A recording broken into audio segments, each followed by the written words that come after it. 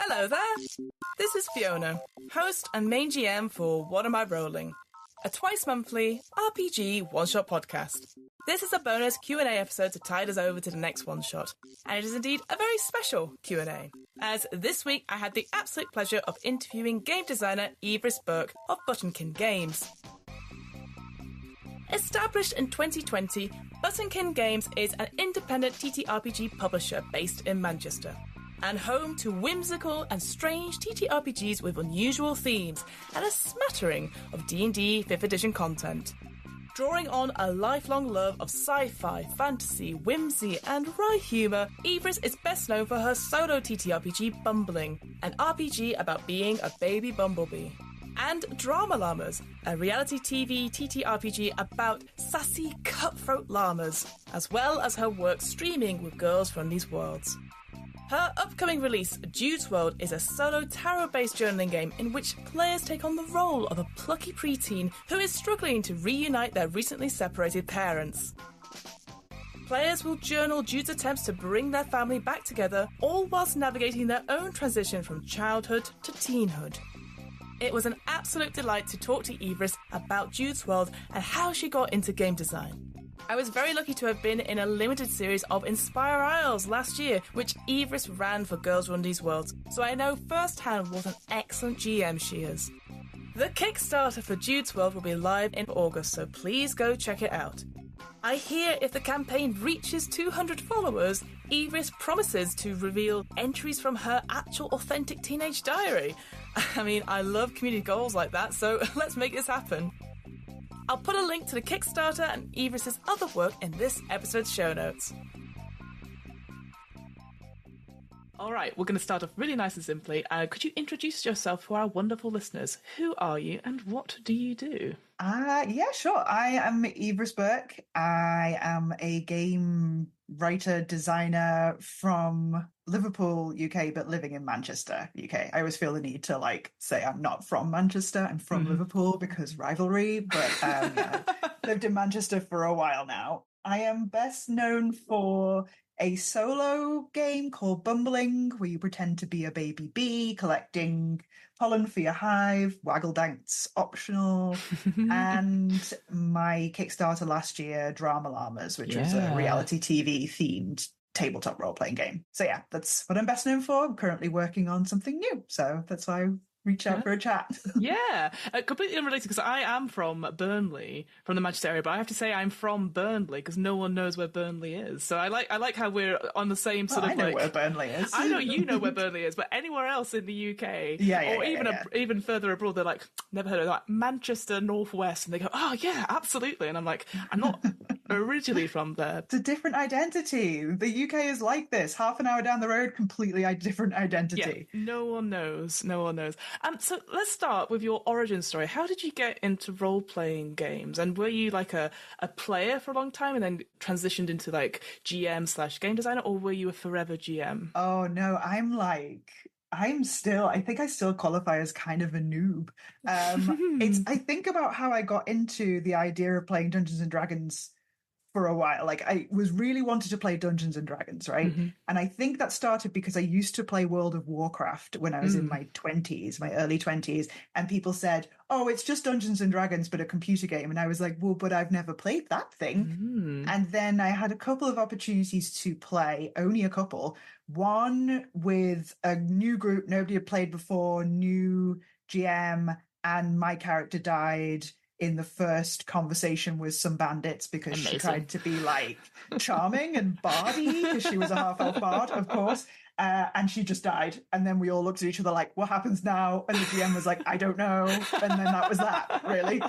So that was a bit of a weird experience. And then through work, I met some fellow nerds, and one of them was a GM, and at a work meetup retreat thing, he ran a little three session campaign, and we did that again. Then the following year, another person GM'd a little 3-session thing, and I got really into it. And then after that, decided I was going to run games, and did my over-preparing thing and read the entire player's handbook cover to cover, and some of the DM's guide as well, which I feel is going above and beyond. Yes.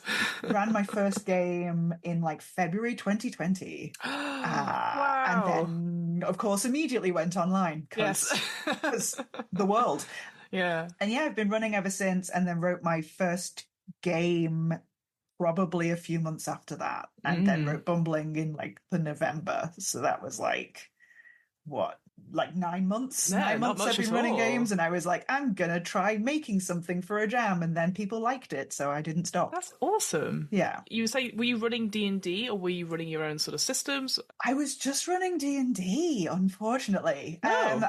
Because I haven't played games for that long, I don't have like a wide range of like gaming friends.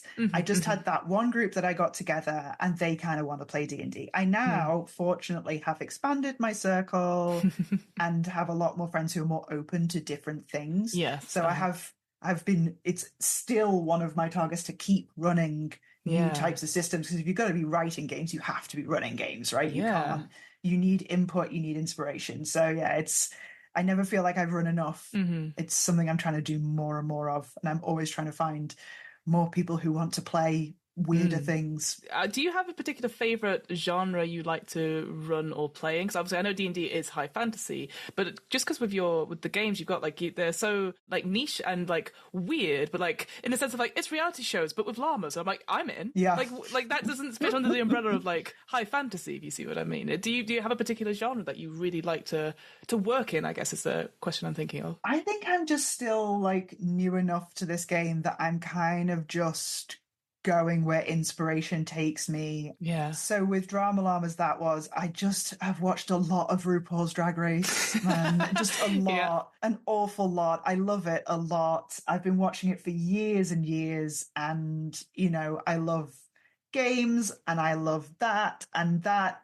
Especially reality TV competitions are so like a game within a game, because there's the stated game and then there's the actual game, which is knowing how to be on a reality TV show. And they're so produced. I just was like, I wonder if anybody has made this game. And a couple of people had made their version of it, but I'm a strong believer that just because something has been done doesn't mean you can't also do your version of it. It's about the execution. It's going to be different every time.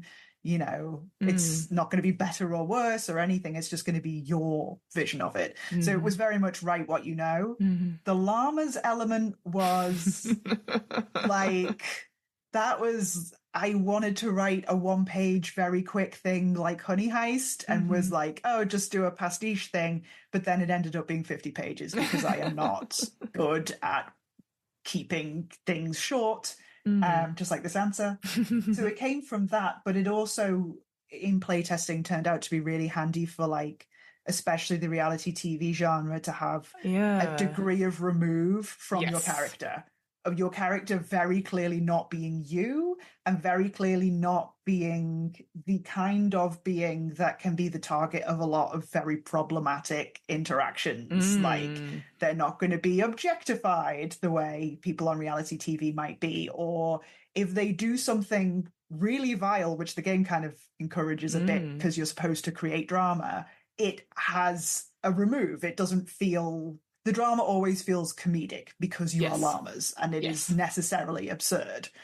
You are llamas taking yourselves very seriously in a very high stakes for you environment, but we, the players, can be removed from that and find it all ridiculous. You're so right, because I've obviously in the past couple of years, this gets on when I too am a big reality TV show fan of certain things. Like, I think Your Gay, the Drama Lovers, came out before Traitors came out, and that sucked me in so much, because somebody has run a Traitors version of Drama Llamas one of my local Manchester game days. Oh, it's so good. Somebody I ran a play test for at a convention liked the game enough that then they took it and ran it locally and ran a Traitors version of it, which just real milestone moment for me to have somebody who I don't personally like. This is just a person I ran a game for. I only know it's them because I saw pictures and recognized them, was like, I know that person.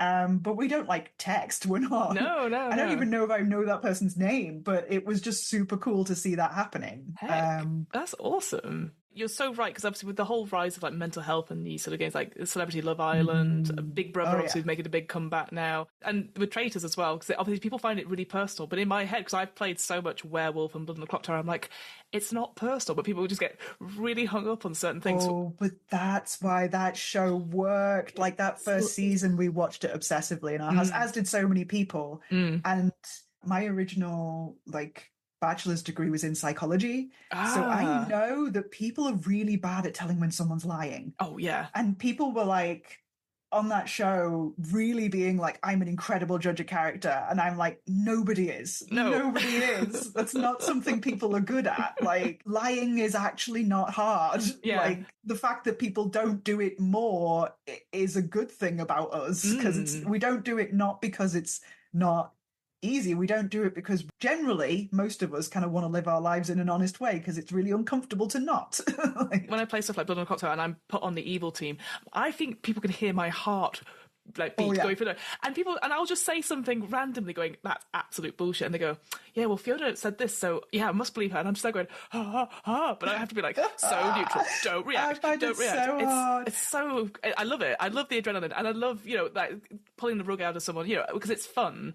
And I think that's the thing where you're saying, I love the llamas, because it is like that couple steps removed. It's like, because we're both fans of Dimension 20, like the Crowd of Candy is a really horrible Game of Thrones-esque thing. Yeah, so intense. But then somebody's an ice cream cone or a donut, and it's like, these are men made out of cheese, and we're like, yeah, but it's so sad, and oh god, and I love it. I love the juxtaposition of those two things. Yes, it adds to the comedy. I personally hadn't come across any sort of reality TV show games of that ilk. Obviously, incredibly well designed. Some great writing in there. Obviously, this is like me throwing kudos at you right now. Oh, thank you. And obviously, beautiful, bright pink and purple. Again, which I love. I love just because it stands out so much. I like to heavily femcode my games. Yes. Like, even though that I then take them to conventions and they're next to like a lot of very well done. I mean, and this is not shade, but a lot of like, billboards of like post-apocalyptic zombie stuff, really grim dark, and then I'm like llamas and pink and purple and my little button logo, and it's just being very like, just whimsy and weirdness, and like it's I've had some not very positive reactions from people who prefer their games more traditional, but that's fine. It's okay. I can only make what comes out of my brain. Yeah, exactly. You can't make a game for everyone. And also, it sounds like they would be rubbish on an actual reality TV show. So that's fine. You know what I mean? Most of the experiences I've had that have been like that at conventions, it's more, I think, about the split in the scene between people who are board game people solely and people who are role play people. And there's crossover. Yes. But there are a lot of board game people who seem like actively upset by the role play like growth. Oh, interesting.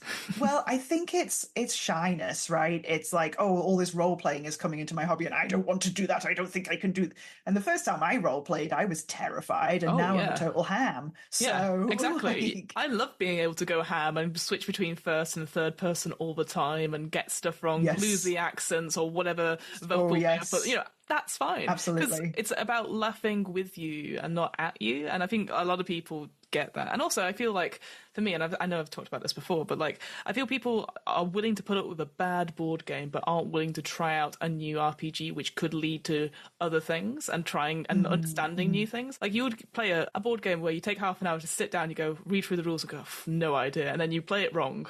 And then you go, do you want to play it again? And you go, no. Yeah.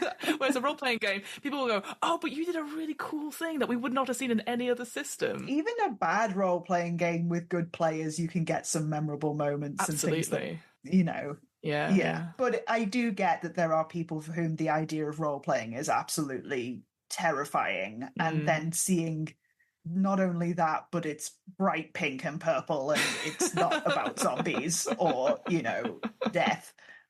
Or fighting even. Yeah, quite arresting, I think. Well, let's talk about the game that's brought you here today. So can you tell us what is Jude's World and how does it stand out to the other sort of games that you've made and other games that are out there just now? I'm still working on how to exactly phrase this, but I've essentially written a game about divorce. But in a fun way. I have a direct inspiration for how this happened was I was playing that game, It Takes Two, I think it's you called. know what? I was going to ask you, was that an inspiration? Because I've also played the game. I Yeah. have thoughts on that, but I'll let you finish Well, before I've I say only anything. played the first chapter of the game, and I played it with my husband, who always wants us to play video games together. I always want us to play role play games. They're not really his thing. He always wants me to play video games. They're not so much my thing, the stuff that he likes at least. But I was playing because, it's always good to try. Yes. And it's a beautiful game. The mechanics are really clever. I can see why it's super popular. But narratively, at least the initial premise of a preteen transforms their divorcing parents into dolls, which they will be trapped as until they listen to the advice from a sentient self-help book and fall back in love with each other. Yeah. And it reminded me of obviously it shares a lot of DNA with the Parent Trap films and all of that stuff. And to me, as a once child of divorce, it is so baffling. The whole concept. I'm at no point did I want my parents to get back together. That was never a wish that I had. I don't know if that's normal, but either way, I do, as a now adult progressive person, I do see divorce treated like it's the worst possible outcome. Yes. When in fact it is not. No. It's a women's rights issue in a lot of parts of the world. It's something we're privileged to have access to. There are ways to get divorced as well. There's mature ways and there's not mature ways, and that's a more important conversation than whether people get divorced or not. And a lot of this sort of very Disneyfied kind of approach is quite conservative in a absolutely do not do that. Keep the marriage together no matter what. And I just find that insidious. I don't really like it. So it got me a bee in my bonnet and it got me thinking, how would I improve on this? What would my, as an artist, what would my take on this be? You have to say it like that as an artist. Yeah, because then you will be taken seriously. Yeah. Yeah, absolutely. I started out wanting to write something that was I was annoyed. So I was writing something that was a bit snarky, but as I went along developing the game, I wanted to write something just a bit more compassionate to everybody involved. A bit more from the perspective of the preteen, what is the experience of trying to get your parents back together like? What would that actually play out like? What would you learn in the process? And then that age is such an interesting age anyway, because it's you are heading into your teenage years and you are starting to broaden your understanding of humanity and relationships and, familial and romantic love and what all those things mean, and starting to model your idea of what relationships will be for you after your parents, and maybe starting to get your first crushes on people and starting to imagine, castles in the sky, when I get married one day and all that stuff. So I just thought that's a nice soup to play around in, and it would be a good sort of journaling game to play, that preteen with the kind of moxie to try and shape their family the way they want it to be. And then, it kind of made me think of stuff that I watched when I was that age, like Clarissa Explains It All and all that stuff where, showing my age here. Hey, I feel where you've got the cool preteen kid who just seems to have everything and have it all together and, breaks the fourth wall and all of this stuff. I wanted a little bit of that sprinkled in there to kind of give it the fun. Yeah. I think it's a funny concept as well, because I'm it's a game about divorce and people are ooh, and I'm but I think there's a lot of dramatic irony in playing this 12-year-old who's I'm going to get my parents back together and everything's going to be fine, but them being completely kind of ill-equipped to do that, As soon as you sort of talked about it, I was it's the Disneyfying of everything. That certainly in the US, they set the stories of it has to be the family unit together, everyone's happy. Divorces, we don't speak about it, and obviously I know there's other elements like religion and all that sort of thing. And I'm weirdly watching now. Well, not weirdly, I'm watching Bridgerton just now, and obviously you have to get married, and divorcing is unacceptable. Yes, it is so interesting that story about, because we talk about divorce, as you said, as a negative thing, when actually it's a bogeyman. but in most situations, people are often better and are happy just not to be together, but to help raise any children, and be friends and stuff like that. It's okay. And I love games that normalize or allow us to experience these topics that we wouldn't be able to do in a safe environment. And certainly as a solo role-playing game, because I think when you first started about it, I wasn't entirely sure if it was like an actual role-playing game, which would have been an interesting aspect, I guess. But the solo aspect of like, you're writing about it, and you as almost like an unreliable narrator as well. Because I wouldn't trust myself as a teenager to do anything as world breaking as like bringing people together, make them love each other, and go back to what we were before. Yeah, so I like that idea of like being able to go into that part of myself and like how would I react, and seeing and being able to reflect on it now, and with that sort of with time and experience and with what I understand now, how different it is and how lost and sad that experience would have been. But it is part of growing up, and that we can't mollycoddle our experiences to be everything is going to be hearts and roses and everything's going to be happy. Because often when you look back at stuff, you go, God, this person was having a really miserable time, but just put a brave face on for the family or this. And so I love the idea of having games like you said, it's a divorce but in a fun way. I love that as a tagline, because I think we need more games that allow us to experience this stuff. And I think because you did a beautiful little essay at the script that you sent me about the Parent Trap and why.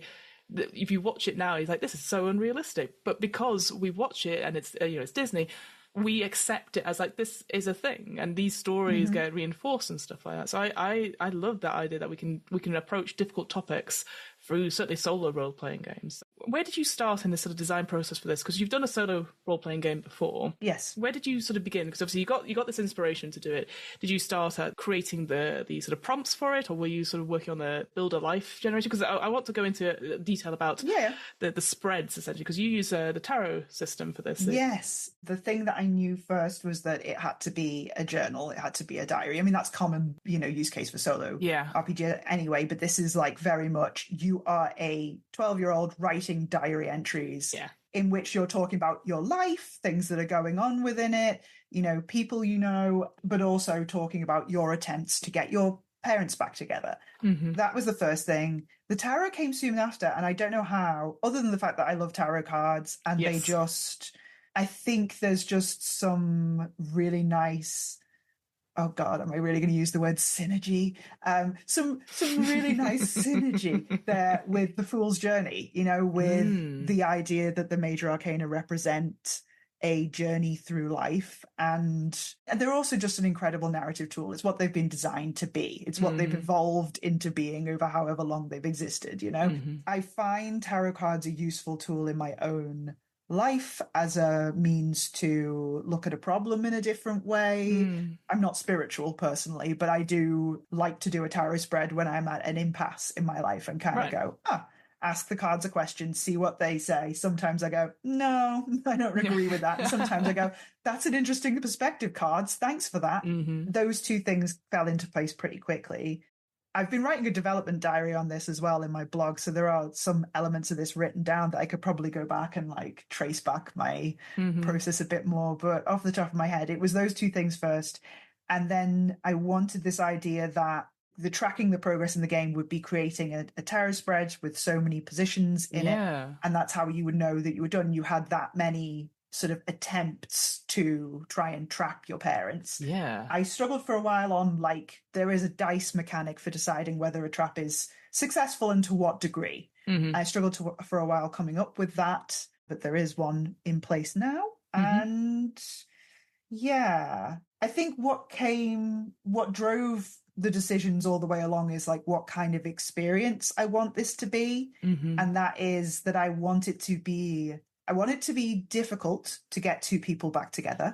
Because I think that is important, that it's clear that two people who have made the decision to separate when they have a 12-year-old child together, that's not something they haven't thought about usually. And getting them back together will be a process and will involve some healing and some discussions and, some discovery, essentially. So I wanted that to be a bit of a bumpy ride, which is a thing in balance that requires playtesting.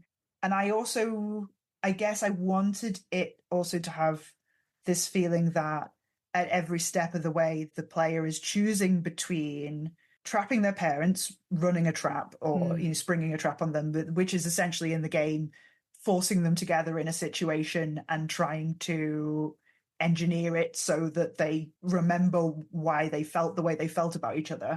So choosing between that and between adding events to the story that are milestones in a preteen's life. So every major arcana is either the basis for a trap or it represents a milestone that, kids experience between 12 and 13 sometimes. And if you choose to use it for a trap, then you don't get to add that to your game. It's kind of the idea that, maybe it's a little judgy, but I just feel like maybe 12-year-olds should be focusing on themselves a bit more than on their parents. And maybe if they spend their time doing this, they may be sacrificing important things that they should be going through. Socialization. That's one of the mechanics, is if they want to set a trap or something, they have to give up like one of the major arcanas, like one of the milestones, as it were, and some keepsakes that they found as well, like, and which obviously you use them as sort of prompts to be like, oh, we're going to get them into this situation, and you do some play examples as well. So I like it that, you could, in the game, focus solely on like, I will get them back together, and you might get them back together, but you do not grow as a person,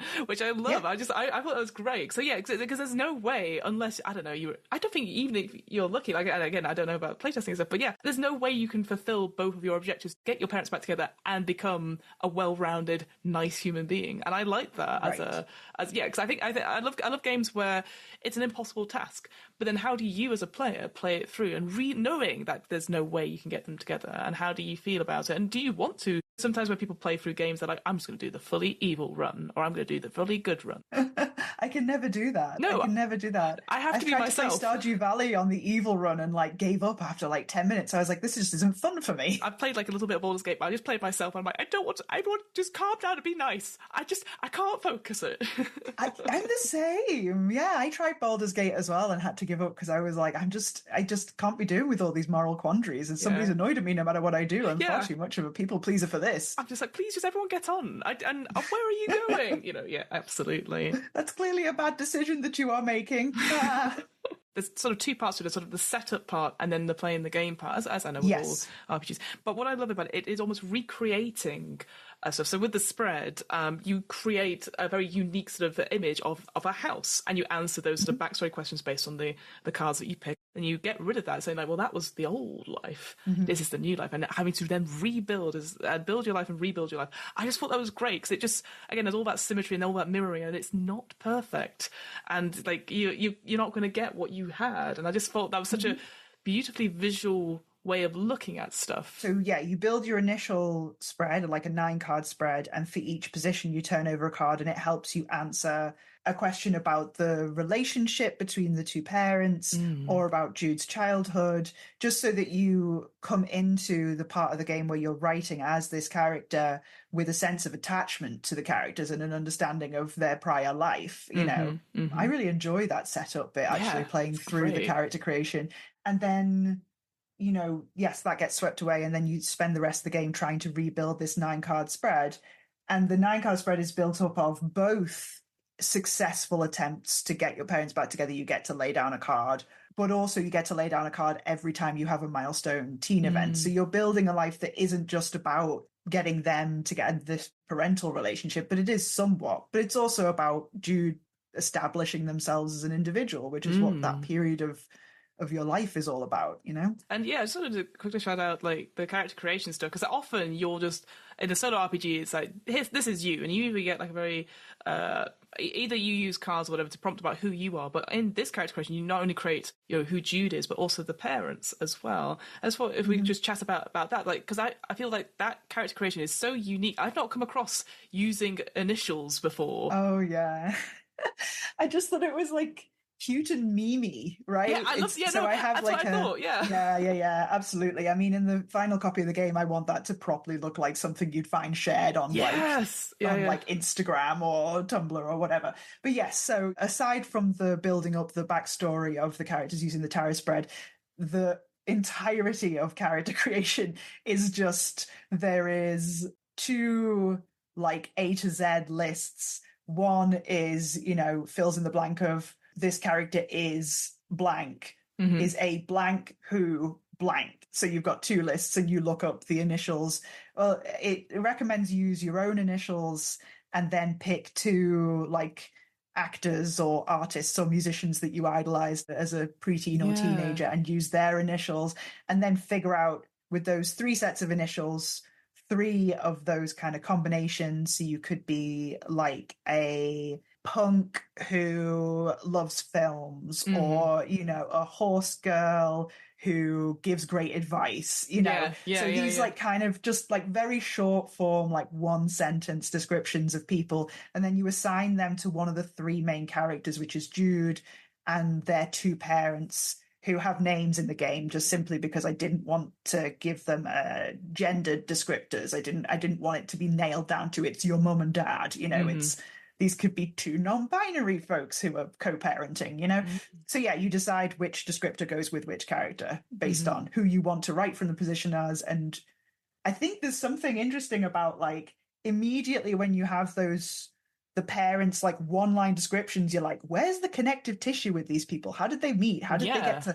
It immediately sort of pulls in these questions of like, what do they do for a living now, and how might they have met? And then you go into the build a life spread where you actually answer those questions. Because I mean, if you're going to write an entire journal about you're this person trying to get these two people back together, and a lot of it is exploring their love story through keepsakes and through relics of their past together, and trying to rekindle that by reminding them of these things, you have to care about them and you have to have a sense of who they are. Like, it'd be just way too like coldly mechanical to just be rolling dice trying to get two ciphers back together. You want to feel like, I know who they are, I know what obstacles they've overcome to be together, and all of these things, and just feel a little bit like it is sad that they are breaking up, because it is sad when a relationship ends. Nobody wants that outcome. No. But also, you know, maybe it is the right thing. Maybe. And that's also something that can come out through the game. When a trap goes wrong,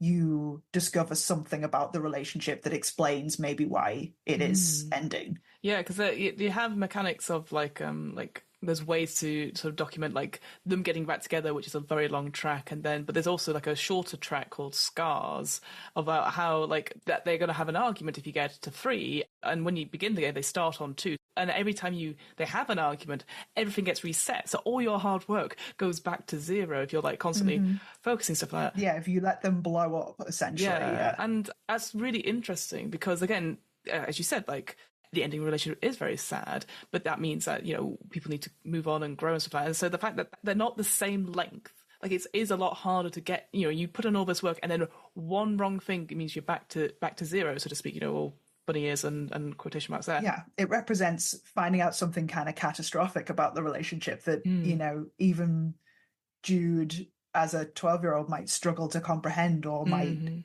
sort of struggle with. The game recommends that when that happens, you know, you fill in a diary entry about having a heart-to-heart with one of your parents, providing Jude some kind of closure on that, because I don't want it to get too like, I want it to have that kind of slightly 90s, almost sitcom-y type feel of like dramatic things can happen and things are not perfect, but at the same time you can find your sense of safety with at least one of your parents and discussing that and rounding that out. Yes. But I think it is important for Jude to get those glimpses behind the curtain, because they are going after it. They're pursuing it. They're trying to get these two people back together. They're going to find things out. Like you said, with the Takes Two video game as well. Like, again, I won't spoil it at all for the later levels, because it is a cracking game and lots of different things go into it. But the premise, the parents are like, haha, we're going to work together and get out of here. Because we've been trapped here, and it's obviously for different ends and stuff like that. And it gets to a point where they don't necessarily get back together, but it's just like, it is such a flawed thing because they just hate it. They just hate being stuck in this situation, and that's the thing that the kid does not see at all, because they're not part of the video game. So it's almost like the opposite, whereas this is, you are the kid seeing this, and like, yeah, I just think it's so nice to have these different perspectives, but also being able to create those characters, like you said, like with the character regeneration, that they're not just blobs 1 and 2, that you refer to them every so often, that you care about them as well as caring about Jude, and that you don't want them to fight. What's wrong? Why are they hurting? And so I love the idea of getting that little bit of closure to keep you going and not feel like completely stranded at sea and not completely untethered. Again, I've not seen games I've done that per se, because most solo RPGs normally they're horror as well. This is not a horror per se; it's more of a real life. Well, I'm way too much of a wimp for horror, so yeah. But it's a nice reflective one. I know you were saying before about Drama Llama, it's like, why would people play a game about divorce? But I feel like, again, we sort of said about like playing through experiences that maybe you have been through at some point or that you want to explore, but normalizing that these people, once they've gone through this experience, they're still themselves, they're still people, and we should still reach out to them and support them and make sure they're okay, and not be like, well, they've done such a big thing now. Ooh, they'll be ostracized from society. As so many, it's because I'm watching Bridgerton. There's so many things are happening. Oh right, yeah, the Austen of it all. I am a huge Jane Austen fan, by the way, so probably going to watch that new Bridgerton series as a stand-in at some point because there will not be any more Jane Austen novels, let's face it, but there you go. But yeah, no, I do love that world. I'll defend Jane Austen all day long. But yeah, and consequently probably Bridgerton as well, although sometimes that show. There have been things. I think with the finding out things about the relationship that aren't necessarily great, I think that the heart-to-heart is to allow Jude to reach a point of sort of comfort with the new information and integrate it. And I think the great thing about playing like a 12-year-old is that, you can always play that as you don't really fully understand what you found out, and you don't understand the repercussions of it. And also you're 12. Your internal world is very much about you and what you need and what you want a lot of the time.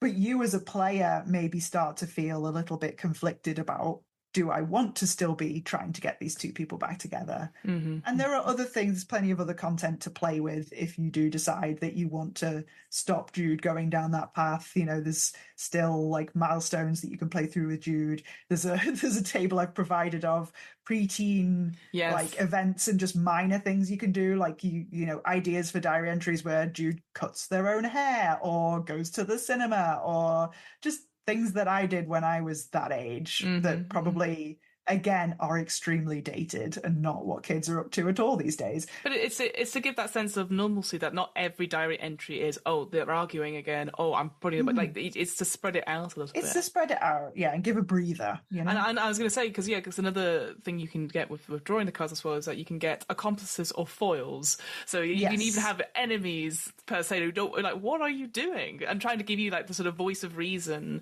to say like, you shouldn't be doing this. So I like that as well. It's not just Jude working by themselves, because it could be quite a lonely experience, if you are going through this experience, but having people there who are like, this is not, you're okay to say you're not okay, and that sort of thing. And I like the little table of people we could have, not table, sorry, because that's what you do. You get all the cards and sort of say, oh, this means that this is the kind of person that you can have who does this, The page, knight, queen, and king of every suit in the minor arcana maps to a short descriptor of a possible like NPC, like person who comes into your life, and then you figure out whether they're an accomplice or a foil, somebody who's going to help you in your mission trying to get these two people back together, or somebody who, for whatever reason, does not think you should be doing this and will try and stop you doing it. Those could be selfish reasons. Maybe the person, maybe you get a step parent, or they could be more like what you're saying, somebody who's like, this is a very strange preoccupation for a 12-year-old, and maybe let's redirect some of that energy. So yeah, that's a way for there to be a wider cast of characters involved, which, I mean, if you watch the Parent Trap films, there's like all kinds going on, because the parents are filthy rich, so there's like maids and butlers and assistants and all kinds of people helping with the hijinks. So obviously you've done a couple of games now doing game design. What is the most challenging thing you find about game design? What is the sort of the obstacles that you will come across that you have to face in game design for you specifically? Well, I mean, I can go intensely practical with it, and that is playtesting. It's easier when you're doing a solo game in ways because you can test yourself, but then equally it's a harder ask of people to play a solo game. So yeah, playtesting is a perennial one. Any type of game you're designing, there are problems with finding people who have the time and inclination to sit down with an unfinished game and play it and give you really good, honest feedback is the second part of that, because people will play a game and then they'll be like, yeah, it was great. And you're like, no, but how was it rubbish though? How was it shit? Tell me. Tell me how it was shit, because that's what I need to actually know. That's what I need. I don't mind. Don't protect my feelings. I need to know. Yeah. The point of this is for you to tell me what you did not like, because that's what helps me grow. So yeah, there's that on a practical level. And on a, for me, what is maybe even harder is the emotional level of it. Is quite isolating, developing. There's a lot of imposter syndrome comes into play. There's a lot of but that's just making art, right? It's like, it's the feeling of, is this going to be rubbish? Are people going to like it? The external validation voices that can be hard to ignore. But ultimately, you don't make things for other people. But then when you're making games, you want to make something that people want to play. So it's like a tricky balance of that, of not becoming demotivated if it's, initially hard to find your audience for something, and keeping your kind of North Star of why you do this, which is because you enjoy it, and trying to approach things with openness and curiosity rather than taking things intensely personally, even though it is personal because it's what you made. Yeah. It's all that stuff. Like, I definitely have to do a lot of self-regulation when I go through this process again, which I will continue to go through, but it's you're right. It is good to be like, speaking as artists, so we do that all the time. We're constantly comparing each other to other people who are successful, but do you want that particular success? No, because that's not what you want. And then having to constantly be like, you are doing the right thing. Yeah, like you said, working in silos is so sad and scary times. And certainly I know, like, now when we're all sort of like still at home to a certain extent, but maybe you're not working in a big team for something like this. Yeah, it's just me. On the flip side then, what is it, something that sparks joy when you come to game design? What is something that you really look forward to, or something that gets you excited? And there's so much. Like, I love writing. I just love to sit down and write. That opening essay that you mentioned about the Parent Trap has been rewritten about 5 times to make it like shorter and less intense, because it's the intro to a game, not my thesis on how divorce is good, actually. I love the thesis. I was like, this is a real and opinionated piece. I love it. So. Yeah, no, it was so much longer. Oh my gosh. I do actually love playtesting myself, even though philosophically I understand that it's more useful for other people to play my games if they're able to give feedback. But I do enjoy doing that myself and finding the points where I'm like, well, I'm not excited to do this particular step in this game. There's been points where I've been playtesting this where I'm like, oh, I could do this or I could do this. And every single time I choose A rather than B. And I'm like, well, what's wrong with B? Why don't I like B? What is the rub here? Where's the friction here? Yeah. I really like that sort of systems thinking and testing and flow. Yeah. I love commissioning art. I mean, for this, Drama Llamas was my most ambitious project in that respect, and that was like a real joy in that process, having the budget to go and get an artist create things, and they did such a good job. Yes. For this one, I think I will just be doing the cover art, which I have in place and is stunning. It's so good. Gorgeous. Yes, I love it. It's so good. It's exactly what I asked for. She did such a good job. I mean, I love commissioning art. That's just like, yeah, it's such a privilege to be able to pay somebody to do that. So yeah, I mean, in future, it'd be nice to do more ambitious projects where I get to do that more. But I think I need to do quite a lot of audience building for that to be viable. So yeah, those are the bits. I mean, the other bit that I forgot to mention that I don't like is marketing. Like that's every game designer is like, I just want to be alone in a room writing games, and then for people magically to know about them and play them and love them.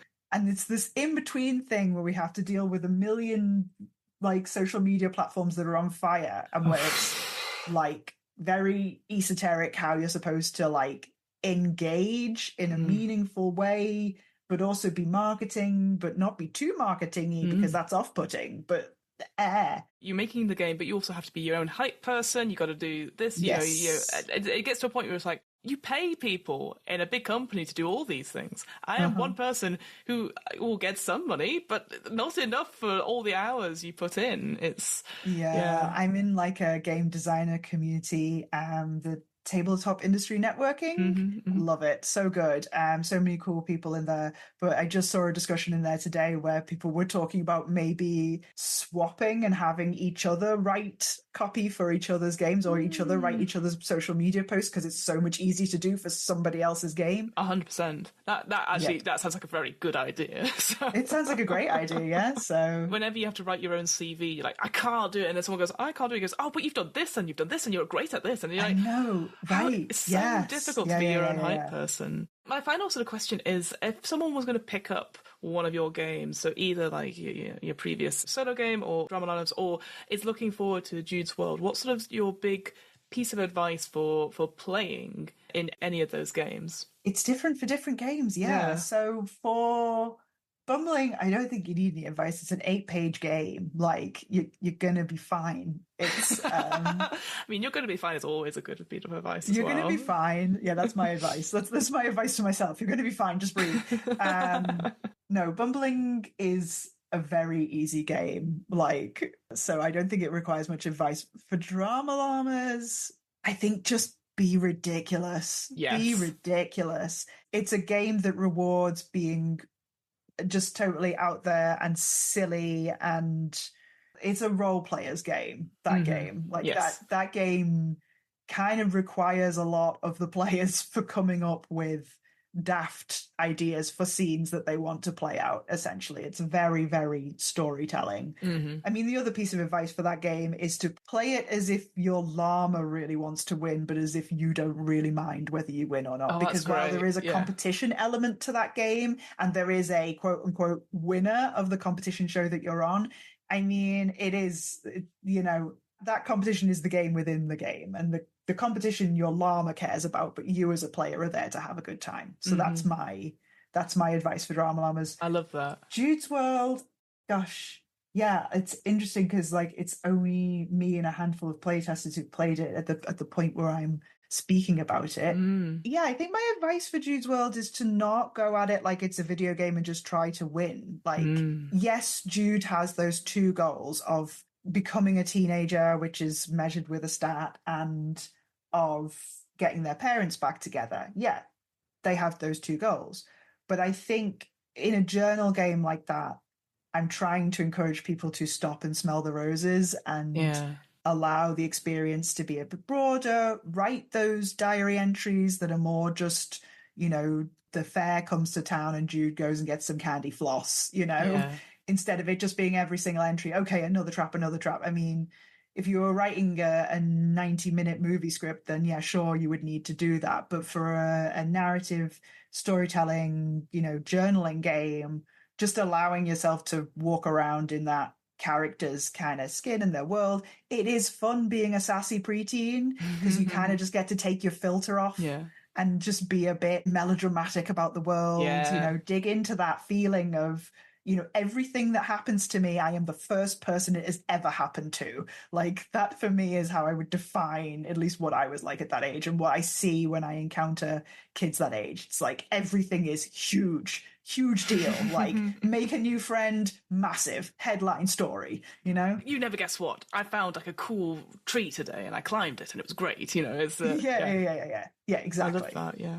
Well, thank you so much, Yvris, for like coming on and chatting to me. I'm really, really excited about this amazing game. My final question to you is like, where can we find you on the various social media platforms that are on fire? Where can we find your work?